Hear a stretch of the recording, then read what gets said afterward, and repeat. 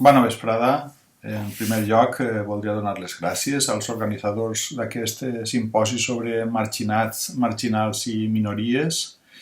i per haver-me convidat a participar i també demanar disculpes per no poder-me fer present entre vosaltres tal com seria el meu desig. En conseqüència, a continuació us faré un resum de la meva intervenció, de la intervenció que tenia previst desenvolupar en el simposi, que porta per títol Agressions masclistes a la València d'inici dels 600 i que he elaborat a partir de la informació que ofereix un document excepcional, crec jo, i de molt recomanable lectura, com és el dietari de Pere Joan Porcar.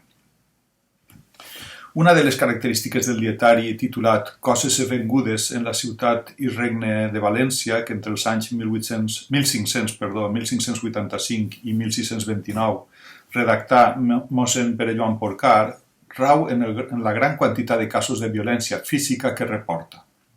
El dietarista manifestava així una propensió que ja en 1962 portà Joan Fuster a observar, deia, que el percentatge d'apuntaments relatius a assassinats, execucions, altercats cruents, incendis i accidents que recull el text és aclaparador. D'aquesta manera, entre els episodis de brutalitat, sovint impulsiva i majoritàriament practicada entre homes, que l'obra relata, i que es concreta en una llarga casuística que deambula des de les escopetades, les coltellades, els penjaments, els assotaments, les bufetades, etc., fins a les execucions públiques i esquarteraments, ocupen un lloc notablement destacat els casos en què les receptores de l'agressió física, sovint amb resultat de mort, són dones. Un grup social perifèric en el relat dels esdeveniments quotidians que considera dignes de consignar el dietarista i clarament marginat pels usos i el protagonisme de la societat de l'època, recordem la València a finals del XVI i principi del XVII,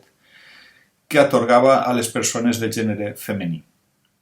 Així es dona la circumstància que aquest tipus d'incidents no han sigut ni assenyalats ni analitzats per cap dels estudiosos que en els darrers 80 anys s'han acostat al dietari de Porcar.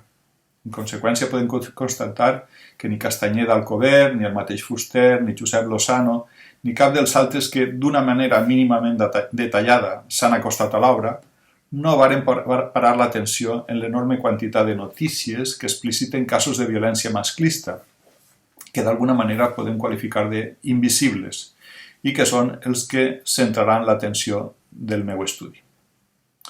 Així, l'anàlisi de les notícies del dietari de Porcar, en què s'expliciten agressions físiques contra les dones, permet distingir, crec jo, l'exercici de 5 tipus de violència. 5 tipus que podem qualificar com a, en primer lloc, violència pública o comunitària,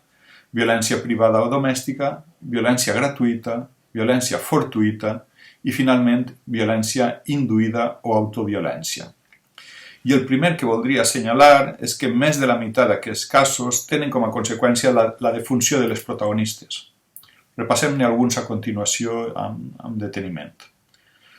El grup més nombrós des del punt de vista quantitatiu és l'integrat per les anotacions que reporten episodis de violència pública, una brutalitat que, malgrat que en moltes ocasions era exercida amb finalitat exemplaritzant o de punició, tot sembla indicar que en d'altres devia ser fruit de l'arbitrarietat de l'executor. Així, pel que fa als casos en què hom va exercir la violència de manera pública i amb objectiu reprovatori, Porcar explicar que el segon dia de Nadal de 1602, el doctor Miser Navarro, per ordre del dit senyor virrei, portà moltes alcabotes a la presó. Recordem que les alcabotes eren mitjanceres o encobridores d'amors il·lícits, juntament d'ella amb d'altres dones de la vida airada, i que al cap de 2 mesos n'assotaren a 8. De vegades, però, el càstig violent i públic envers una dona no consistia tant a provocar-li una agressió física com a sotmetre-la a l'escarni i la burla general, tal com passà la vesprada del 22 de novembre de 1614, quan la Real Audiència diu passejar per València una dona emplomada per alcabota. I en d'altres s'hi constata l'execució de la pena, però no el motiu, com ara el 5 de juliol de 1621, quan el dietarista únicament apunta que a les 11 del matí assotaren 25 homes i dones per ordre dels dits senyors inquisidors.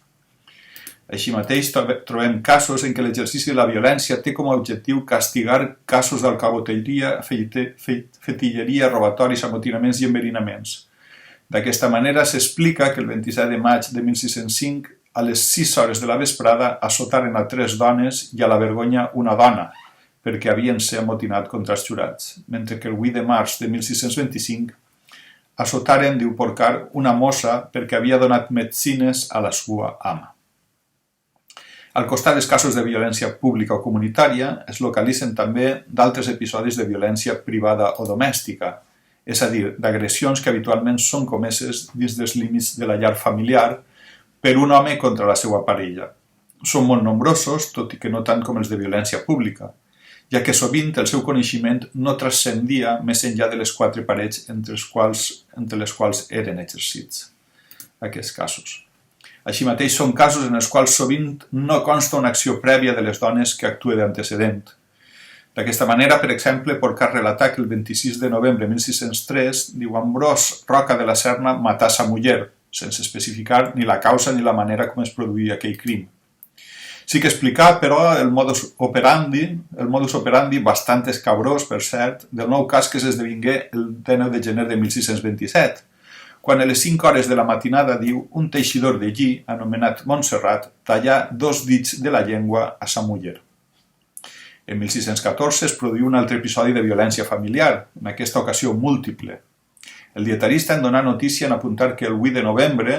d'aquell any sentenciaren, diu, a Pere Canut, habitant de Guadassuar, per haver mort a 5 fills i muller dormint sense per què. També hi ha casos en què no podem afirmar, tan sols intuir, que l'assassinat s'havia comès en la llar conjugal. Així s'esdevingué el 22 de maig de 1617, quan en el lloc de Massanassa, diu el dietarista, matà un marit a sa muller i a un home que el trobà. I també en el que es produïa en 1620, quan la vespra de Pasqua de Resurrecció, diu, Batiste Noguera, a mitjanit, va degollar a sa muller. De la mateixa manera, tampoc no podem assegurar que l'espòs fora el responsable, tot i que degué ser el principal sospitós,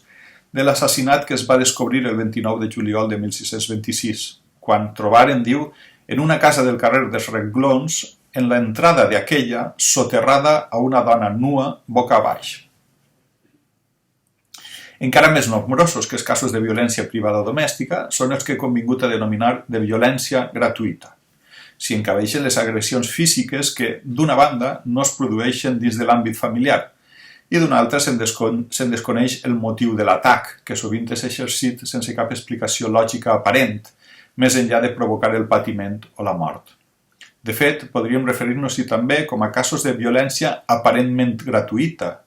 ja que és molt probable que darrere s'hi amaguen els mòbils més diversos, com ara l'agressió sexual o el desig de venjança.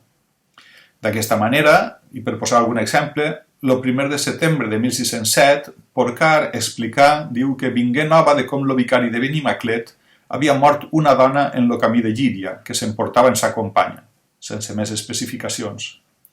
D'una altra banda, el 2 de juny de 1614, a boca de nit, diu el dietarista, pegaren de punyalades a la muller de misser Joan Baptiste Ferrer, anant per València, sense que se n'especifique la raó ni tampoc si l'atac li provocà la mort. De la mateixa manera que no sabem per quin motiu, l'1 de juliol de 1616, a la nit, diu, pegaren una coltellada per la cara a Esperança, muller de Josep Adell. Les coltellades a la cara, per cert, tant a dones com a homes, eren bastant habituals i devien tenir el sentit d'humiliar la persona agredida, deixant-la marcada de per vida.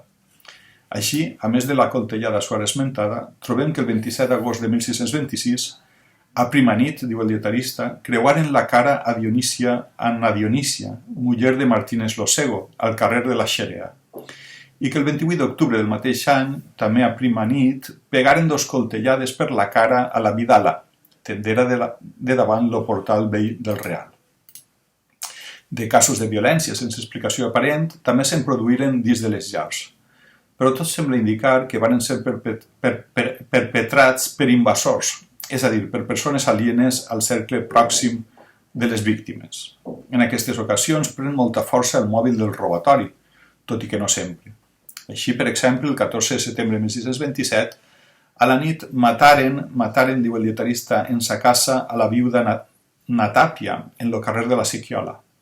Per a robar-li és molt probable que sí, tot i que no s'especifica. Tanmateix, en un altre dels casos, d'assassinat doble, per cert, s'especifica que el robatori no en fou la causa,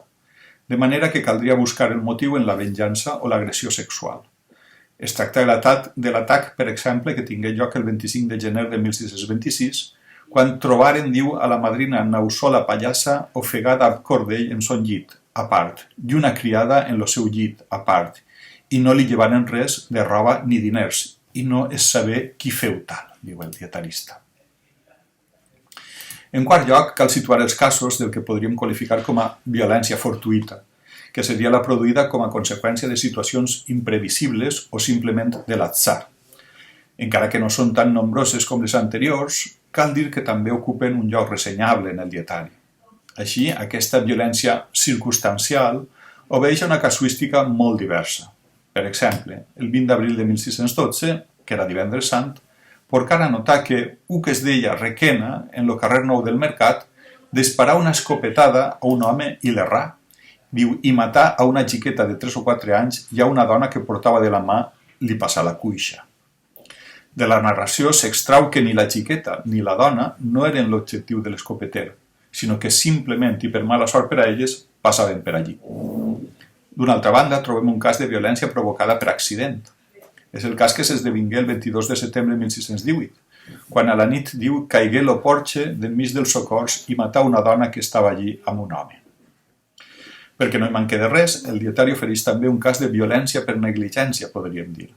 Concretament el que passà el 10 de juliol de 1617 de vesprada, quan, diu el dietarista, un borratxo de cotxero, anant per lo carrer de Sant Vicent, inadvertidament passà les rodes de la galera de vi per la cara d'una xica de 8 anys, amb resultat de mort. Finalment, cal assenyalar que, al darrere d'un parell de caigudes des d'un terrat, aparentment esdevingudes per imprudència, podrien amagar-se 2 casos encoberts d'homicidi o d'intent de suïcidi, si més no. Així, a primera hora del matí del 19 de juny de 1613, diu el dietarista que caigué d'un terrat de la bosseria una muller d'un guanter, molt honrada i bona cristiana. No sabem amb quin resultat, mentre que la vesprada del 10 de desembre de 1615, torna a una altra anotació, diu, caigué d'un terrat molt alt una dona que estava al sol llegint un llibre de devoció i caigué a la carrera i sentiren que al caure deia Jesús, el qual també sembla una informació un poc morbosa. Finalment, trobem el que podríem denominar com a violència induïda o autoviolència. Parlem d'episodis en què les dones exerceixen la força o la brutalitat sobre el propi cos, sovint amb la voluntat de provocar-se la mort. Es tracta de suïcidis o d'intents de suïcidi que en un parell d'ocasions, si més no, sembla que tenen la bogeria com a motivació i que en la resta és molt probable que amaguen una situació d'angoixa o de patiment provocada o bé per la violència física o psicològica exercida per un home o bé per una deplorable situació econòmica. Amb tot, i com que no se n'expliciten els motius, no podem afirmar rotundament que sigui així, tan sols podem intuir-ho. D'aquesta manera, el dietari de Porcar registra 6 d'aquests casos, almenys n'he trobat 6, que podem dividir en 2 grups, penjaments d'una banda i llançaments des de terrats d'una altra banda. Pel que fa als primers, els penjaments, sabem que el 9 de maig de 1607, diu Porcar, se penjava a Burguera la corredora que estava al carrer de Cordellats, sense que en coneguem el motiu. 10 anys després, el 10 de gener de 1617, diu, en el carrer de la Sèquia Podrida se penjà una dona, muller d'un llaurador que es deia Pau. Aquest era, però, un cas de reincidència, ja que, tal com també apunta Porcar, en anys passats, diu, s'havia ja llançat en un pou i la n'havien treta. Finalment, al cap de 7 mesos, el 26 d'agost, diu, se penjà la filla del fosser de Santa Caterina Martre en el fossar de dita església. Pel que fa als suïcidis per llançament, Porcar explica que, durant la matinada del 28 de maig de 1613, diu, se llançà del terrat avall una viuda, muller que era de l'os, a la qual cosa afegí, i dient que era orada, i en continent morí. 7 anys després, el 14 de juny de 1620, aquesta vegada de vesprada, diu, a la muller de Francès li prengué frenesia i es llançà d'una finestra de la sala a la carrera. Per sort, però, uns homes la apomaren i no rebé dany algú. Finalment, la vesprada del dia de Sant Jaume de 1621, anant la muller d'Anton Guilla, diu Barber, a visitar una parenta seua a la plaça de Calatrava, s'empujà al terrat de la casa i es llançà d'allí avall, diu, i morí en continent. Com a conclusió, i per anar finalitzant, com a conclusió a tot allò analitzat, cal destacar que, en el seu conjunt, el dietari de Porcar, com també, dècades després, el dietari de Joaquim Ayerdi, el dietari de Porcar dibuixa una societat violenta i fortament patriarcal, regida, dirigida i protagonitzada per homes, on les dones, i els xiquets també, únicament gaudeixen d'un protagonisme molt subaltern, molt marginal, cosa que, sens dubte, les converteix, tant a les dones com als xiquets, en persones altament desprotegides, dèbils i vulnerables, fàcils receptores d'episodis de violència. D'una altra banda, cal destacar també que, tot i la gran quantitat de casos reportats, resulta evident que el dietari de Porcar tan sols deu recollir una mínima part del conjunt d'episodis de violència contra les dones que es varen registrar a la ciutat de València durant els 44 anys que recull el dietari. I que cal, i que cal celebrar que Porcar considerarà oportú recollir-hi la 70ena de casos analitzats, almenys, que des de la distància ens ajuden a prendre consciència de la barbàrie que històricament han patit les dones. En aquest sentit, resulta molt cridaner comprovar que el dietari no reporta casos de violència sexual, com ara violacions, no he estat capaç de trobar-ne cap, que únicament en alguns casos podem arribar a intuir, però que no s'expliciten. L'absència d'aquest tipus de notícies, crec jo, pot obeir a dos tipus d'explicacions. O bé perquè aquestes agressions no transcendien a l'àmbit públic, no eren denunciades o s'ocultaven, o bé perquè no eren considerades pel dietarista, per la seva moral, com a dignes de ser consignades com a notícia. Així mateix, tampoc no sigut capaç de trobar-hi casos explícits de violència verbal o psicològica, que possiblement devien de ser tan habituals a la València de l'època que ni tan sols cridaven l'atenció del dietarista. Així mateix, també hauríem de preguntar-nos fins a quin punt,